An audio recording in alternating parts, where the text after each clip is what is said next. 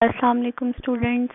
हमारा आज का टॉपिक है चैप्टर नंबर 5 से इंस्ट्रक्शन सेट, और हम स्टार्ट करते हैं अपने टॉपिक को। आज हमने देखना है what is instruction set, explain different types of operation perform by computer. Instruction set क्या है और डिफरेंट ऑपरेशंस कौन से हैं जो कंप्यूटर करता है। अगर आपको याद तो आपने लास्ट लेक्चर्स देखे हो तो आपको पता होगा कि computer different types of instructions execute करता है, एग्जीक्यूट कराता है डिफरेंट टाइप्स ऑफ इंस्ट्रक्शंस को जो कंप्यूटर में फीड की जाती हैं, जो कंप्यूटर को दी जाती हैं, या इंस्ट्रक्शन सेट्स जो होते हैं जिन्हें हम प्रोग्राम्स भी कहते हैं, उनको सिस्टम एग्जीक्यूट करता है। और हमारे पास डिफरेंट टाइप्स के ऑपरेशन क्या होते हैं जो कंप्यूटर परफॉर्म करता है, आज हम ये देखेंगे। तो सबसे पहले इंस्ट्रक्शन सेट की डेफिनेशन देखते हैं। A set of all instruction that a CPU can perform is called instruction set. उन इंस्ट्रक्शंस का सेट जो कंप्यूटर परफॉर्म करता है, लाइक हमारे पास जिस तरह की भी इंस्ट्रक्शन हो जो कंप्यूटर परफॉर्म करता है, वो इंस्ट्रक्शन सेट का हिस्सा होती है। Different types of CPU can execute different instruction set. अब मुख्तलिफ किस्म के सीपीयू होते हैं, उनमें जिस टाइप की इंस्ट्रक्शंस एम्बेड की गई होंगी वो उस टाइप के इंस्ट्रक्शंस को अंडरस्टैंड करेंगे, उसको एग्जीक्यूट करवाएंगे। Normally a modern CPU can execute 80 to 120 instructions. हमारे पास जो इंस्ट्रक्शंस की फिर डिफरेंट टाइप्स हैं, उनमें से एक नॉर्मल जो सिस्टम है, जो नॉर्मल सीपीयू है, वो 80 to 120 इंस्ट्रक्शंस को एग्जीक्यूट करने की सलाहियत रखता है। और हमारे पास जो इंस्ट्रक्शंस की टाइप हैं वो हैं data transfer instruction, arithmetic and logical instruction, IO instruction and control transfer instructions. तो one by one in detail देखते हैं। सबसे पहले हमारे पास डेटा ट्रांसफर इंस्ट्रक्शन। पहली जो हमारे पास इंस्ट्रक्शन की टाइप है उसे हम कहते हैं डेटा ट्रांसफर इंस्ट्रक्शन। ये बहुत कॉमन और बहुत सिंपल सी इंस्ट्रक्शन है जिसमें ये चीज देखी जाती है कि हमारे पास किस तरह का डेटा या कौन सा डेटा एक कंपोनेंट से कंप्यूटर के दूसरे कंपोनेंट में ट्रांसफर करवाने का ऑर्डर दिया गया है। दैट मीन्स हमारे पास जितने भी कंपोनेंट्स है कंप्यूटर के, या हमारे पास रैम से जब सीपीयू में डेटा जाता है, या सीपीयू से रैम में जाता है, मेमोरी से सीपीयू में जाता है, या सीपीयू से मेमोरी में जाता है, तो ये डेटा ट्रांसफर की इंस्ट्रक्शन होती है। इस इंस्ट्रक्शन को अंडरस्टैंड करते हुए हमारा जो सिस्टम है वो डेटा ट्रांसफर करवाता है और इसको एग्जीक्यूट करवाता है, इस प्रोसेस को। तो हमारे पास है the instruction used to transfer data from one component to another component during program execution are called data transfer instruction. All CPU provide different instruction to transfer data. A programmer can use these instruction to move data in CPU. These instruction can also copy data from CPU to main memory. Simple सी एक बात है कि हमारे पास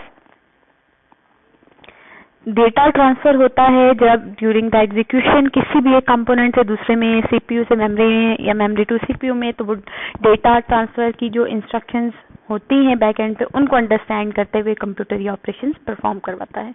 next है हमारे पास arithmetic and logical instruction. Arithmetic and logical instructions में हमारे पास क्या होता है कि इंस्ट्रक्शंस, ये जो इंस्ट्रक्शंस हैं अरिथमेटिकल लॉजिकल इंस्ट्रक्शंस, ये यूज होती हैं अरिथमेटिक ऑपरेशंस परफॉर्म करने के लिए। किसी भी तरह का अरिथमेटिक ऑपरेशन है, हमें पता है, जैसे मल्टीप्लिकेशन, डिवीजन, एडिशन, सब्ट्रैक्शन, ये सारे जब परफॉर्म किए जाते हैं तो उसके बैक एंड पे कौन सी इंस्ट्रक्शन एग्जीक्यूट हो रही होती है, जो अरिथमेटिक एंड लॉजिकल इंस्ट्रक्शंस का पार्ट होती है। जो हमारा सिस्टम है उसमें जो इंस्ट्रक्शंस हैं उसके इंस्ट्रक्शन सेट में जो अरिथमेटिक और लॉजिकल इंस्ट्रक्शन है वो डिकोड होती है इन सारे ऑपरेशंस को, अरिथमेटिक ऑपरेशंस को या लॉजिकल ऑपरेशंस को परफॉर्म करवाने के लिए। इसी तरह जब लॉजिकल ऑपरेशंस परफॉर्म होते हैं, जैसे कि हमारे पास कंपैरिजन आ जाता है इसमें टू नंबर्स का, और ये चेक करना कौन सा नंबर ग्रेटर है, कौन सा नंबर स्मॉलर है, नंबर्स इक्वल हैं या नहीं है, ये सारी चीजें आ जाती हैं हमारे पास लॉजिकल ऑपरेशंस में। तो लॉजिकल ऑपरेशंस जब परफॉर्म होते हैं तो उनके बैकएंड पे हमारे पास जो इंस्ट्रक्शन सेट रन करता है वो होता है arithmetic and logical instruction set या अरिथमेटिक एंड लॉजिकल इंस्ट्रक्शंस। और यहाँ बताया जा रहा है these instructions are also executed by arithmetic and logical unit of CPU. और कौन ये इंस्ट्रक्शंस फुलफिल करवाता है? अरिथमेटिक एंड लॉजिकल यूनिट जो हमारे सीपीयू का है वो ये फुलफिल करवाता है। नेक्स्ट है हमारे पास आईओ इंस्ट्रक्शंस। आईओ हमें पता है इनपुट आउटपुट को कहा जाता है। तो जो भी हमारे पास डेटा ट्रांसफर्स होंगे या जो भी रीड एंड राइट ऑपरेशंस होंगे, इनपुट डिवाइसेस से डेटा एंटर करवाया जाएगा और आउटपुट डिवाइसेस को डेटा डिस्प्ले किया जाएगा। और ये सारी हमारे पास कौन डिकोड करेगा इन इंस्ट्रक्शन को, कौन सा इंस्ट्रक्शन सेट या कौन सी इंस्ट्रक्शन इसको फुलफिल करवाएगी इस प्रोसेस को, वो होगी IO instruction. Every CPU provide the operation of reading data from peripheral devices and writing data to peripheral devices, for example keyboard, mouse, disk, etc. Programmer can use IO operation by issuing different input and output instructions. यहाँ हमारे पास बताने का ये मकसद है, ये कहा जा रहा है कि IO instructions यूज होंगी हर तरह के डेटा की इनपुट और आउटपुट के लिए। लास्ट हमारे पास है जो इंस्ट्रक्शन सेट का पार्ट, वो इंस्ट्रक्शन है कंट्रोल ट्रांसफर इंस्ट्रक्शन।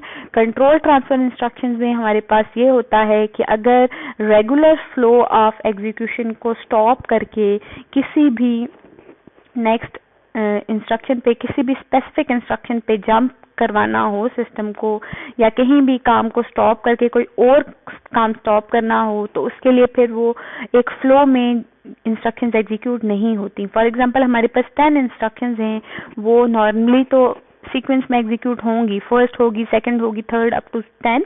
लेकिन अगर फिफ्थ इंस्ट्रक्शन के बाद या सेकंड इंस्ट्रक्शन के बाद या थर्ड इंस्ट्रक्शन के बाद कोई ऐसा पॉइंट है जो जिसकी डिस्क्रिप्शन वहां मौजूद नहीं है, या प्रोग्रामर ये चाहता है कि यूजर को थर्ड इंस्ट्रक्शन के या फोर्थ इंस्ट्रक्शन के बाद किसी और पेज पे ले जाया जाए, या इसके बाद कोई और काम करवाया जाए, कुछ और टास्क परफॉर्म किया जाए, उसको कहीं और रेफर करना मकसद हो कंट्रोल को, तो क्या किया जाएगा, कंट्रोल इंस्ट्रक्शंस यूज की जाएंगी। और कंट्रोल इंस्ट्रक्शन की हेल्प से क्या होगा, कंट्रोल उस जगह से ट्रांसफर हो जाएगा किसी नई इंस्ट्रक्शन पे, और जब वो इंस्ट्रक्शन कंप्लीट हो जाएगी तो कंट्रोल वहां टर्न बैक हो जाएगा, उसके बाद आने वाली जो नेक्स्ट इंस्ट्रक्शन थी वो एग्जीक्यूट हो जाएगी। और यहाँ हमारे पास है कंट्रोल ट्रांसफर इंस्ट्रक्शंस में कि the instruction use to change the sequence of instruction of a program are called control transfer instruction. जो सीक्वेंस को डिस्टर्ब करती हैं या जिस सीक्वेंस को चेंज कर सकते हैं जिन इंस्ट्रक्शन से, हम उन्हें कंट्रोल ट्रांसफर इंस्ट्रक्शंस कहते हैं। These instruction transfer the execution control to a certain part of the program instead of next instruction. अगर आप ये चाह रहे हैं, प्रोग्रामर ये चाह रहा है कि क्या हो कि सपोज इस इंस्ट्रक्शन के बाद ये एग्जीक्यूट होनी थी, लेकिन इसको इसके बाद डायरेक्टली ये भी एग्जीक्यूट करवाई जा सकती है, किसकी हेल्प से, कंट्रोल ट्रांसफर इंस्ट्रक्शन की हेल्प से। Some example of these operation are jump. For example jump की इंस्ट्रक्शन एक इंस्ट्रक्शन है, जब जंप आता है तो जिस पॉइंट पे जंप करने का कहा जाता है वो जंप कर दिया जाता है। कंट्रोल को जो करंट कंट्रोल जहाँ है हमारा, वहाँ से कंट्रोल को ट्रांसफर कर दिया जाता है उस लोकेशन की तरफ जहाँ जंप करने का एड्रेस दिया गया हो। Jump G mean jump F0 etcetera, ये भी एक और इंस्ट्रक्शन है जो कि कंट्रोल ट्रांसफर की इंस्ट्रक्शन है कि अगर 0 हमारे पास हो तो वहाँ जंप कर दिया जाए, कि अगर एड्रेस या अगर आपके पास वैल्यू 0 आए तो कंट्रोल को ट्रांसफर कर दिया जाए। तो ये था हमारे पास बेसिकली कि हमारे पास इंस्ट्रक्शन सेट क्या होता है, जितने भी टाइप ऑफ इंस्ट्रक्शंस कंप्यूटर में एग्जीक्यूट हो सकती हैं वो इंस्ट्रक्शन सेट होता है। और ऑपरेशंस जो कंप्यूटर परफॉर्म करता है, हमारे पास ये टाइप्स ऑफ इंस्ट्रक्शन जो होती हैं वो 4 हैं कॉमन टाइप ऑफ इंस्ट्रक्शन, जिनमें data transfer, arithmetic and logical instruction, IO instruction और कंट्रोल ट्रांसफर इंस्ट्रक्शन आती हैं। That's all for today students. इंशाल्लाह हम अपने नेक्स्ट लेक्चर में देखेंगे कि हमारे पास इंस्ट्रक्शन फॉर्मेट क्या है और वेरियस इंस्ट्रक्शन कोड फॉर्मेट्स क्या हैं, जो हमारे पास डिफरेंट तरह के इंस्ट्रक्शन फॉर्मेट बनाने के कोड्स वगैरह हैं या फॉर्मेट्स हैं वो क्या हैं। That's all for today. अगर आपने मेरे लास्ट लेक्चर्स नहीं देखे तो उन्हें भी ज़रूर देखें, आपको कुछ ना कुछ सीखने को मिलेगा। और कोई चीज़ अगर आपको समझ नहीं आती तो आप मुझे पूछ सकते हैं। Thank you.